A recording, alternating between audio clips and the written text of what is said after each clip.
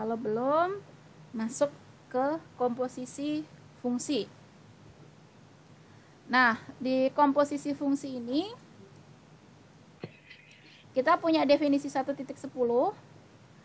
Jika kita punya f dan g itu fungsi, kemudian fungsi komposisi yang dinotasikan kayak gini ya, f bundaran g. F bundaran g ini dibacanya f komposisi g. Didefinisikan dengan ini, f komposisi gx itu adalah f gx, seperti itu. Nah, kemudian domain dari f komposisi G itu adalah Gx dan domain dari G adalah X. Kalau kita ibaratkan mesin yang tadi, ini mesinnya kalau saya punya suatu inputan dimasukkan ke dalam suatu mesin gitu ya. Dimasukkan ke dalam mesin, mesinnya di sini itu mesin pertamanya adalah G. Nah, X dimasukkan ke dalam mesin G, nanti akan keluar Gx. Nah, hasil dari Gx ini nanti akan masuk ke mesin selanjutnya, yaitu mesin F. Nanti akan keluar suatu output, yaitu fungsi f gx kayak gini. Nah, kalau kita perhatikan di sini G ini domainnya ya ini. Kemudian nanti akan menghasilkan daerah hasil ini. Nah, daerah hasil ini nanti akan menjadi domain si F. Nah, rank dari hasil komposisi itu adalah ini. Kayak gitu ya. Nah, maka dari itu harus hati-hati ketika menentukan domain dari suatu fungsi komposisi. Kita harus memperhatikan domainnya dari G, harus memperhatikan domainnya dari F. Kayak gimana? Oke, langsung saja di contoh 1.11. Di sini saya punya dua fungsi, yaitu fx dan saya punya fungsi gx. Kayak gini.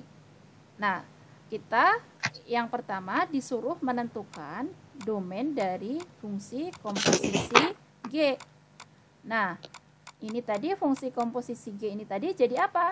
F Gx. Kayak gini kan? Nah, kita tahu bahwasanya fx-nya kayak gini. Berarti ini jadi apa? Fgx. Nah, perhatikan. Sebentar, perhatikan fx di sini ini jadi akar x. Nah, sekarang x yang ada di sini itu saya gantikan dengan gx. Berarti di sini jadi akar gx kan sebenarnya. Ya. Nah, sedangkan gx sendiri di sini siapa? X plus 1. X plus 1. X plus 1. Kayak gini, ini fungsinya. Nah, domainnya kayak gimana? Ini kita harus hati-hati. Domain dari F, kalau kita perhatikan, domain dari F itu siapa? Sebentar, sebelum ke domain dari F, yang nomor 1, kita harus mengidentifikasi dulu domain dari G. Domain dari G, G-nya sendiri kalau kita perhatikan, Gx sama dengan X plus 1. Berarti domainnya apa? X anggota bilangan real dengan syarat X yang gimana yang bisa terdefinisi di sini? Lebih besar sama dengan 0. Ini X plus 1 loh ya, nggak ada akar, nggak ada apa-apa. Berarti domainnya? Iya, semua bilangan real atau minta hingga kurang dari X kurang dari tak hingga. Nah, kemudian domain dari F-nya gimana? X lebih besar daripada X anggota bilangan real, X-nya harus lebih besar sama dengan 0. Nah, sekarang saya punya bentuk F bundaran G. F bundaran G kayak gini, berarti domain dari F bundaran G atau domain F komposisi dari G itu sama saja dengan apa? X anggota bilangan real, sedemikian sehingga coba perhatikan bentuk akhirnya F komposisi G. Bentuknya kan kayak gini. Dia akan terdefinisi ketika apa? X tambah 1 lebih besar sama dengan 0. Berarti X-nya harus lebih besar dari siapa? Min 1. Berarti domain komposisinya gimana?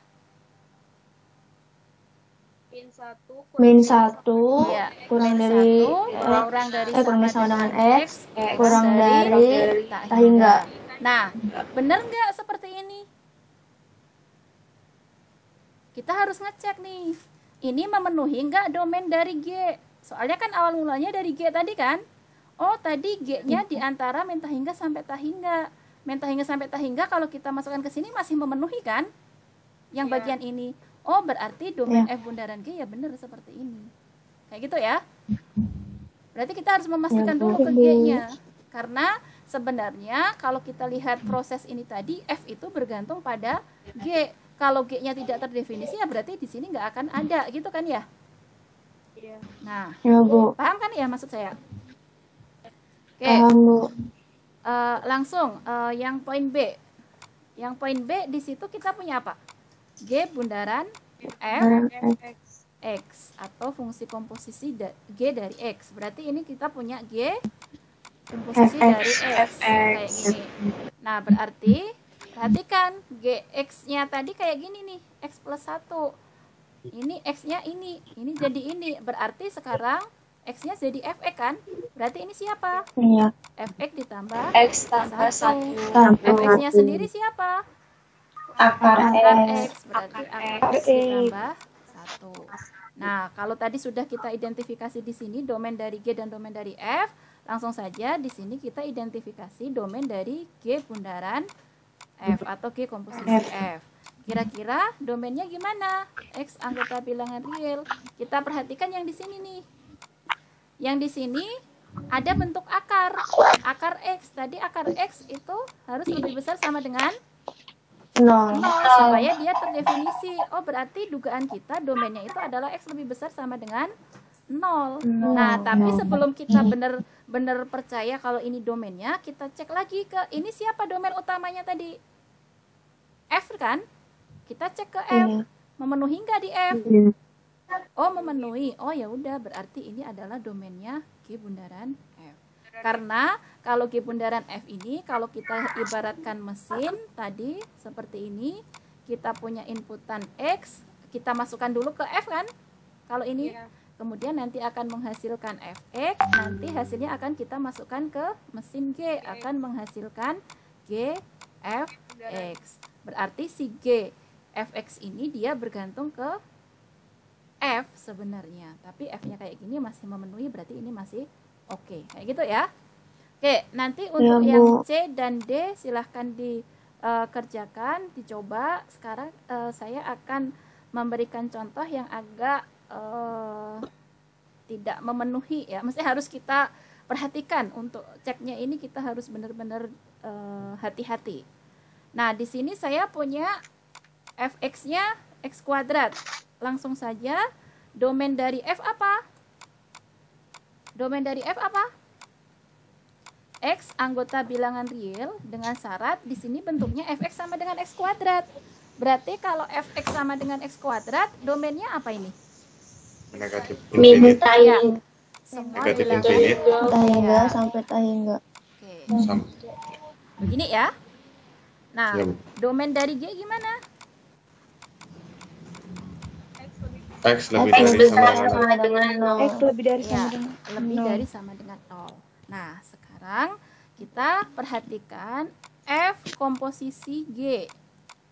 Berarti ini kita akan punya F Gx kayak gini. Nah, berarti Fx-nya tadi kayak gini. X-nya ini itu gitu. Ini itu apa ya? Tahu kan ya maksud saya. Nah, sekarang di sini Gx. Nah, berarti saya akan punya apa di situ? F akar. Ini sebenarnya Gx Akar X. kuadrat dulu kan? Iya. Berarti Iya. saya akan punya apa di sini? Akar X Akar kuadrat. X dikuadratkan. Ini akan sama dengan apa? X. X. Nah, ini harus hati-hati nih. Kalau kalian hanya melihat dari sisi sini saja, ini seakan-akan domain dari F komposisi G itu apa? Kalau hanya melihat dari sisi sini. Semua bilangan real terdefinisi di sini kan ya? Iya. Nah, Iya. tapi hati-hati. Tadi kalau kita perhatikan fungsi komposisi tadi kita punya dua mesin nih yang saling terkait. Saya punya ini berarti mesin utamanya G.